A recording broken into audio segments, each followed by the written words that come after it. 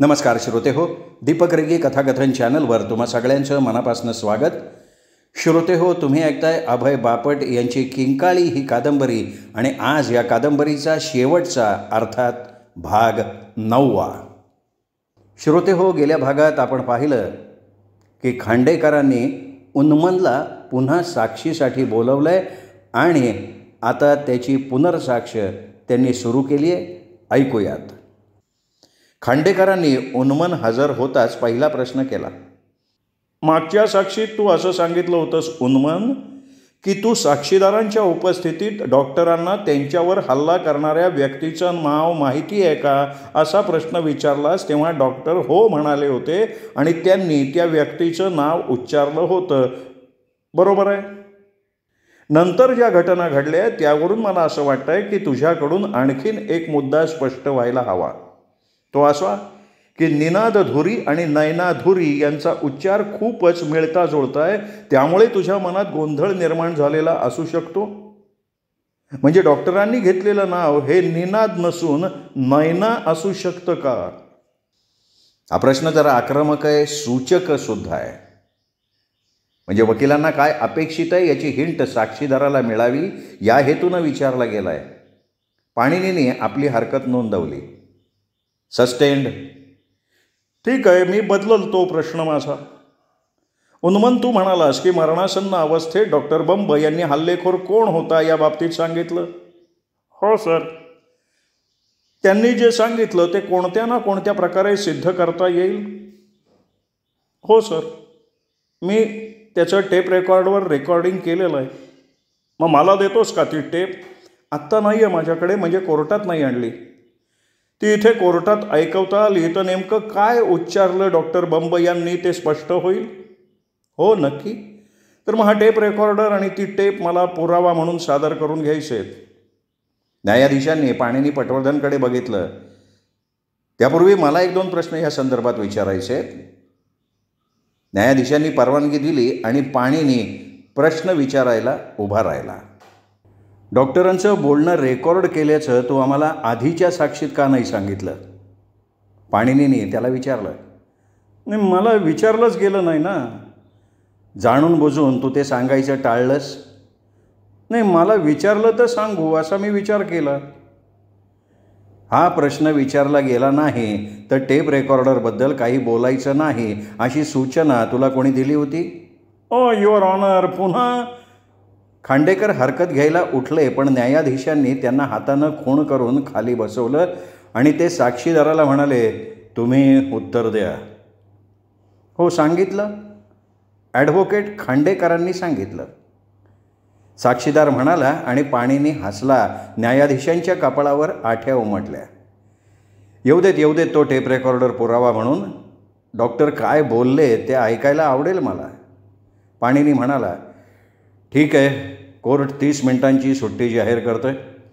त्या मुदतीत इथे पुरावा हजर करावा. पण या सगळ्या प्रकारात माझं निरीक्षण असं आहे की सरकार पक्षाचा स्वतःचाच पुरावा आरोपीचं निर्दोषत्व सिद्ध करणार आहे. न्यायाधीश कोलवणकर खुर्चीतनं उठले आणि आपल्या चेंबरमध्ये गेले. ते आत जाताच निनादधुरीनं आपल्या बायकोला विचारलं, नाही ना, तू खरंच डॉक्टर बंब यांच्या आतल्या खोलीत होतीस जेव्हा प्रज्ञा तिथे आली होती? हो, ती अस्फुट आवाजात म्हणाली. मिस्टर पटवर्धन, तुमच्याकडे जर ती डायरी असेल आणि त्यांनी ती मिळवली तर ते कियानपर्यंत पोचतील आणि तो आमचा बेकायदा दत्तकपुत्र आहे हे त्याला कळेल. ते जगजाहीरसुद्धा होईल समाजात. गप्प बसा दोघंही.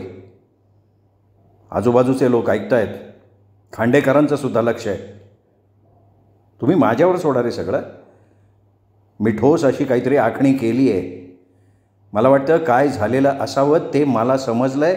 मला ते एकदा रेकॉर्डिंग ऐकू देत फक्त, पाणिनी म्हणाला. विश्रांतीनंतर कोर्ट सुरू झालं. टेप रेकॉर्डर टेप लावून सज्ज करण्यात आला. कोर्टातल्या भिंतीवरच्या इलेक्ट्रॉनिक पॉईंटला एक्सटेन्शन लावून त्याचं सॉकेट जोडण्यात आलं. सर्वांना नीट ऐकू यावं म्हणून त्याला स्पीकरही जोडण्यात आला. टेप चालू करा तुम्ही आणि मला कोर्टात 100% शांतता हवी आहे, नाहीतर मी त्याला बाहेर काढेन. न्यायाधीशांनी आदेश दिला. टेप चालू झाला.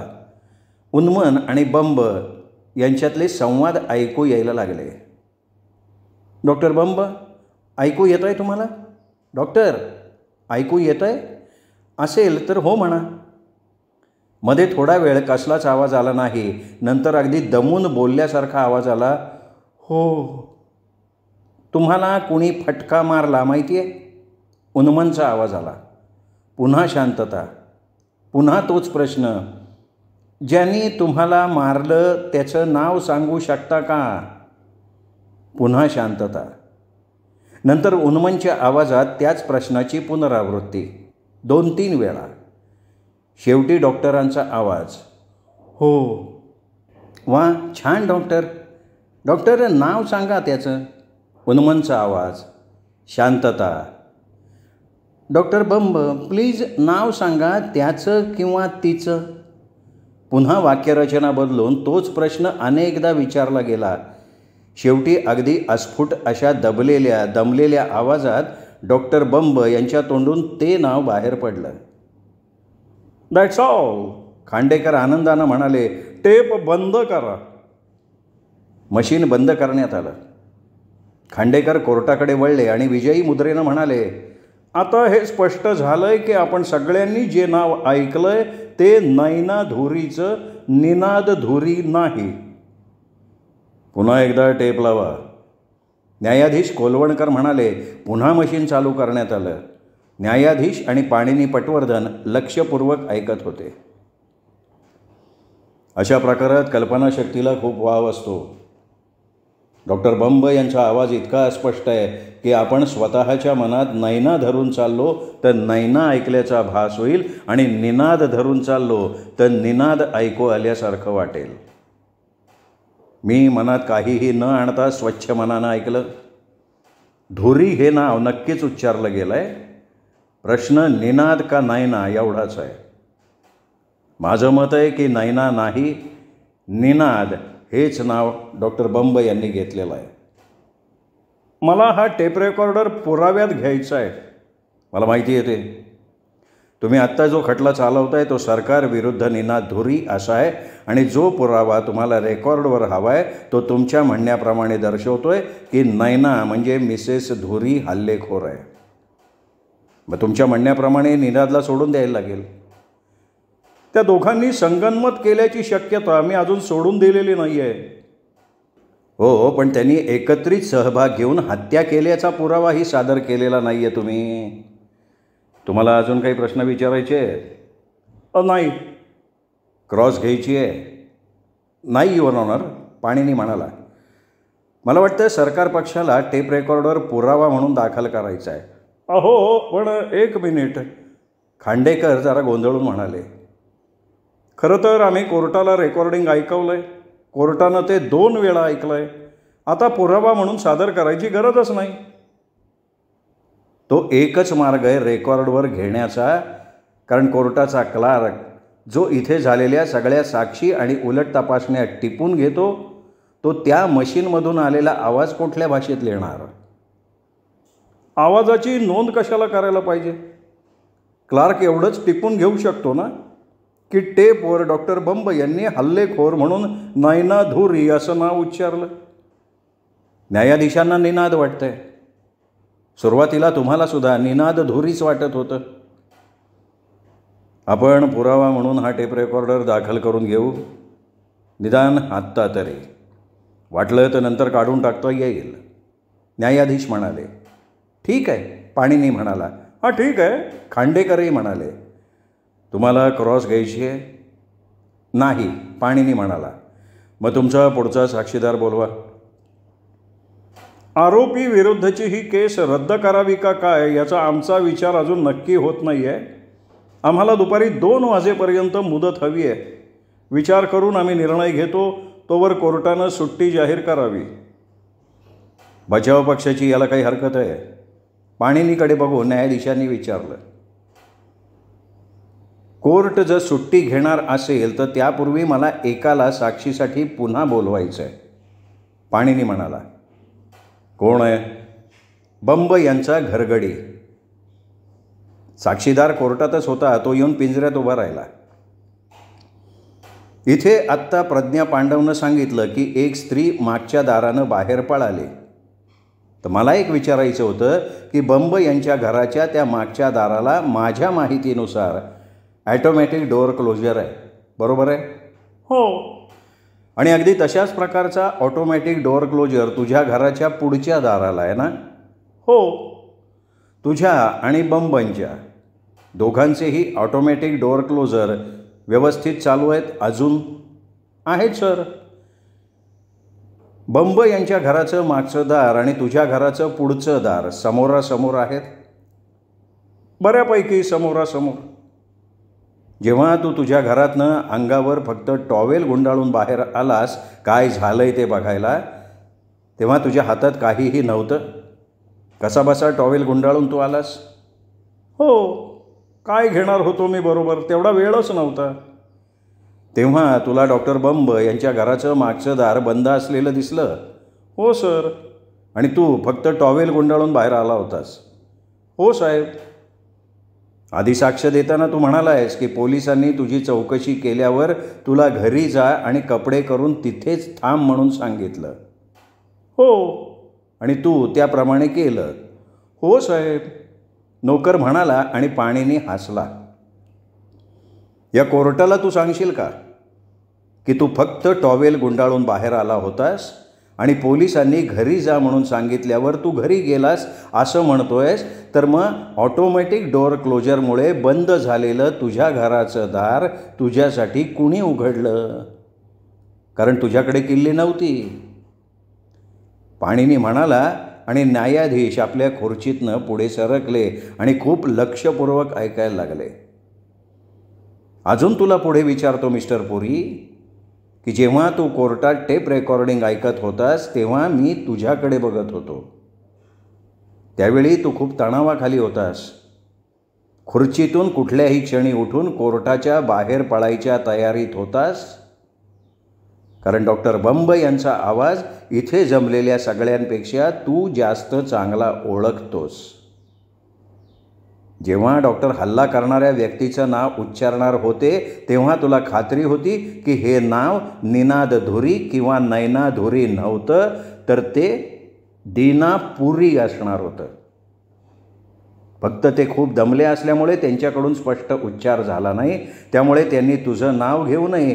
ते नाव निनाद धुरी किंवा नैना धुरी आहे असा भास सगळ्यांना झाला. प्रत्यक्षात इथे जमलेल्या कोणीही हा प्रयोग करून बघावा. खूप दमलेल्या आवाजात आपला उच्छवास टाकत केलेला दीनाचा उच्चार निनाद वाटू शकतो. कारण निनाद उच्चारताना दमलेल्या माणसाचा शेवटचा द नीट ऐकू येणार नाही. तसंच दीना उच्चारल्यावर नैना असा उच्चार वाटू शकतो, कारण दोन्ही नावात शेवटी द आहे. तसाच पुरीचा उच्चार धुरी वाटू शकतो. तुझ्या सुदैवानं सरकार पक्षाला तो नैना वाटला, न्यायाधीशांना तो निनाद वाटला, म्हणून तुझं फावलं आणि तू पळाला नाहीस. पाणिनीनी बॉम्बच फोडला होता. दीनापुरीनं काहीतरी बोलायचा प्रयत्न केला पण तो बोलू शकला नाही. अचानक त्याने खुर्चीतनं उसळी मारली आणि दाराच्या दिशेने पळायचा प्रयत्न केला पण तो तिथपर्यंत पोचूच शकला नाही. तुडुंब भरलेल्या कोर्टात लोकांनी त्याला 10 पावलंसुद्धा पुढे जाऊ दिलं नाही. न्यायाधीशांनी पोलिसांना त्याला पकडायचे आदेश दिले. पाणीनी नाटकीपणानं न्यायाधीशांकडे वळून म्हणाला, आता आपण खांडेकरांच्या विनंतीनुसार कोर्टाचं कामकाज दुपारी 2पर्यंत तहकूब केलं तरी माझी हरकत नाही. न्यायाधीश हसले. दरम्यान मी सुचवू इच्छितो की डॉक्टर बंब यांच्या कपड्यांच्या कपाटाची तुम्ही पोलिसांकडनं झडती घेतली तर तिथे तुम्हाला एक शर्ट पॅन्ट मिळेल जी या साक्षीदाराच्या मापाची असेल. अगदी तंतोतंत. पण ते कपडे डॉक्टर बंब यांना होणार नाहीत. याखेरीज तुम्हाला दीनापुरीच्या मापाचे बूट जे बंब यांना होणार नाहीत तुम्हाला सापडतील. एवढंच काय तर बंब यांच्या त्याच कपाटातल्या एका छोट्या ड्रॉवरमध्ये पुरीचा बनियन आणि अंडरवेअरसुद्धा सापडेल. अर्थात ही दोन्ही अंतर्वस्त्रसुद्धा डॉक्टर बंब यांची नाहीत. खांडेकर काही बोलायचं सोडून ऐकत राहिले.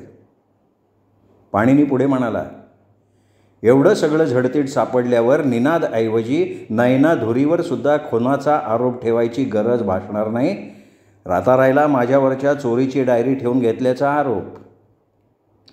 जर सरकारी वकील खांडेकरांनी कोर्टाच्या प्रशासकाकडे चौकशी केली तर तो सांगेल की पुढील आदेश प्रशासकाकडून मिळेपर्यंत डॉक्टर बंब यांची ती डायरी ॲडव्होकेट पटवर्धन हे बंब यांचा प्रतिनिधी या नात्यानं सांभाळतायत आणि हे पटवर्धन यांनी आधीच प्रशासकाला कळवलेलं होतं. काय? खांडेकर ओरडले. ती डायरी तुम्ही कोर्टाच्या प्रशासकाकडे दिली? खांडेकरांना हा फार मोठा धक्का होता. प्रशासक पुढील आदेश देईपर्यंत बंब यांच्या वतीनं त्यांची डायरी मी सांभाळून ठेवतोय असं मी प्रशासकाला कळवलंय लेखी.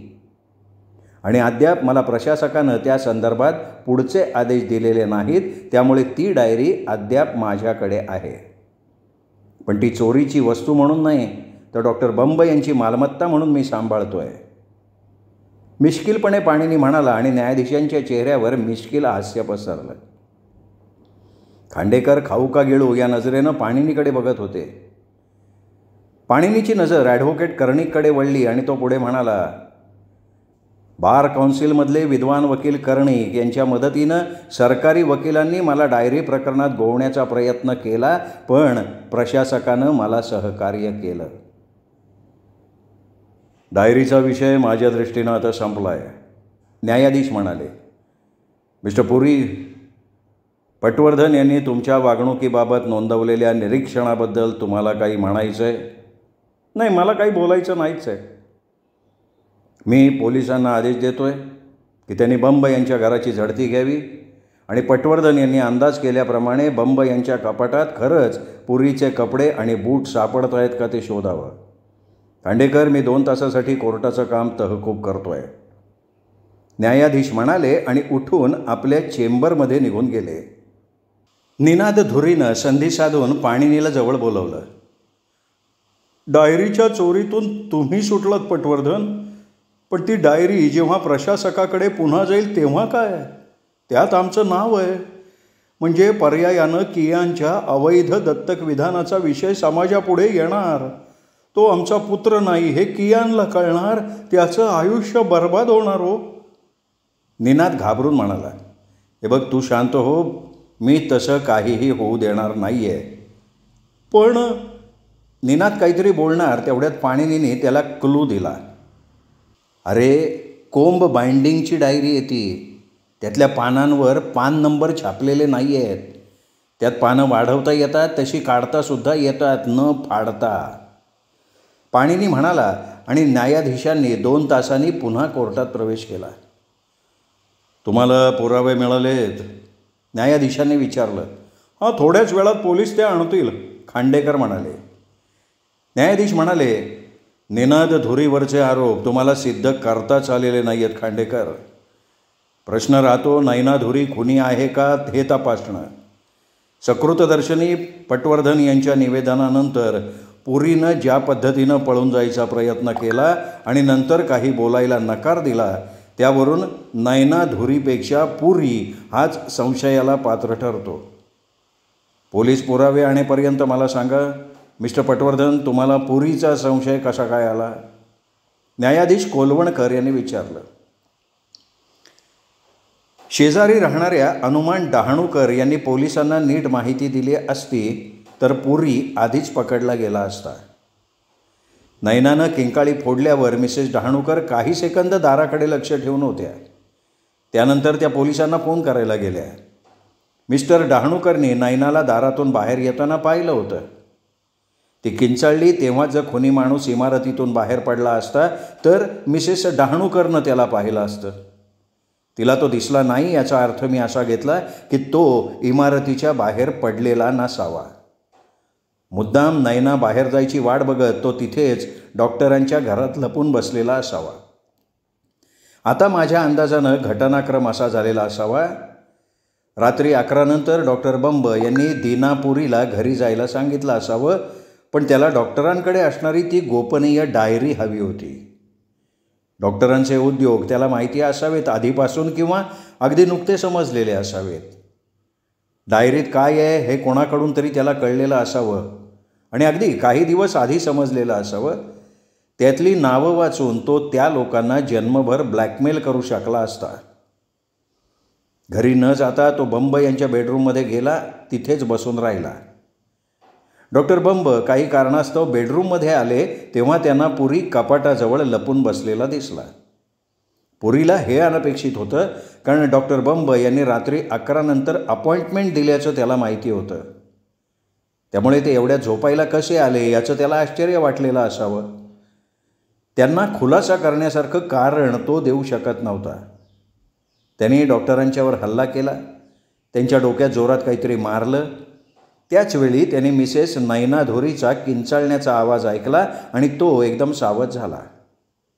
आपण तिथे नव्हतो हे भासवण्यासाठी, म्हणजे ॲलिबी निर्माण करण्यासाठी तो मागच्या दाराकडे धावला, पण बाहेर पडला नाही. त्याऐवजी तो बेडरूममध्ये गेला आणि आपल्या अंगावरचे सगळे कपडे बूट काढून त्याने डॉक्टर बंब यांच्या कपाटात ठेवले. पण पॅन्टच्या खिशातनं आपल्या घराची किल्ली त्यांनी काढून घेतली, नाहीतर आपल्याला आपल्या घरात जाताच येणार नाही हे त्याच्या लक्षात आलं. तिथलाच एक टॉवेल घेऊन कमरेला त्याने गुंडाळला आणि तिजोरीतली डायरी काढून घेण्याची संधी मिळण्यासाठी वाट बघत थांबला. पण तेवढ्या कालावधीत, म्हणजे तो कपडे काढत असताना प्रज्ञा त्याला हवी असलेली डायरी घेऊन गेलेली होती. त्यामुळे टॉवेल गुंडाळून तो तिजोरीत डायरी शोधायला गेला तेव्हा त्याला ती सापडली नाही. पोलीस कधीही येतील याची त्याला खात्री होती, म्हणून आपल्या घरात न जाता त्यांनी सोनेरी मासे असलेल्या तलावात डुबी मारली, आपलं अंग ओलं केलं. पोलिसांना भासवण्यासाठी की आपण आंघोळ करून नुकतंच बाहेर आलोय आपल्या घरातनं किंकाळी ऐकून. पोलीस या त्याच्या खेळीला बळी पडले, कारण तो ओल्या अंगानं बाहेर आला हे त्यांना दिसतच होतं. पोलिसांनी त्याला घरी जाऊन कपडे कर आणि थांबून राहा घरातच असं सांगितलं तेव्हा त्याला माहिती होतं की पोलीस कदाचित आपल्या घरी येऊन बाथरूम तपासतील, म्हणून त्यांनी घरी येऊन आधी आंघोळ केली आणि बाथरूमपासून खिडकीपर्यंत अंगावरून पाणी ओघळू देऊन फरशीवर ते पाणी सांडलेलं दिसेल अशी त्यांनी व्यवस्था केली. पण हे असंच सगळं घडलेलं असावं हा संशय कसा काय आला तुम्हाला?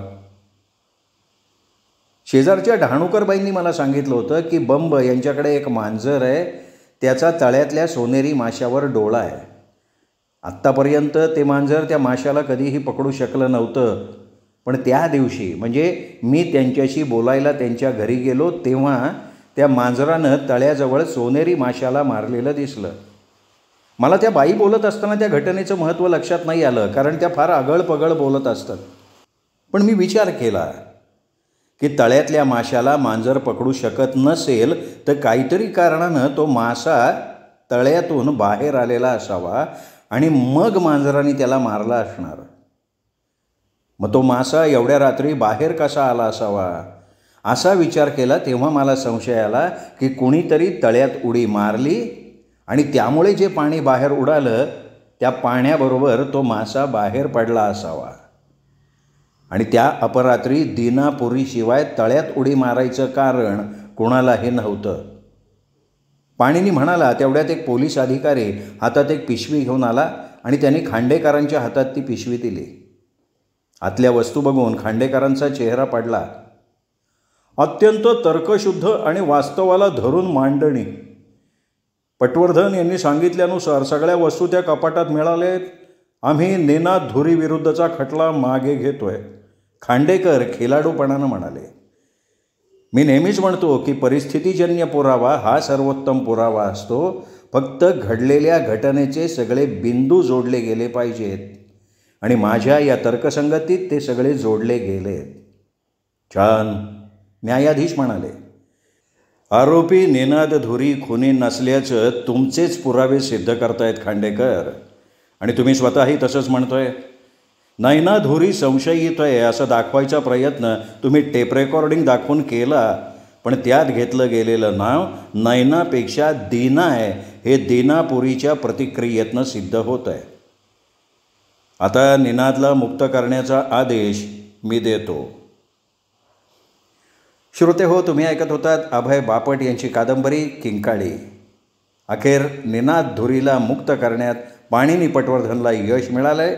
ही कादंबरी इथेच संपली आहे. ही कादंबरी तुम्हाला नक्कीच आवडली असेल. ही कादंबरी कथाप्रेमींमध्ये शेअर करा आणि त्यांना दीपक रेगे कथाकथन चॅनल सबस्क्राईब करायची माझ्या वतीनं विनंती करा.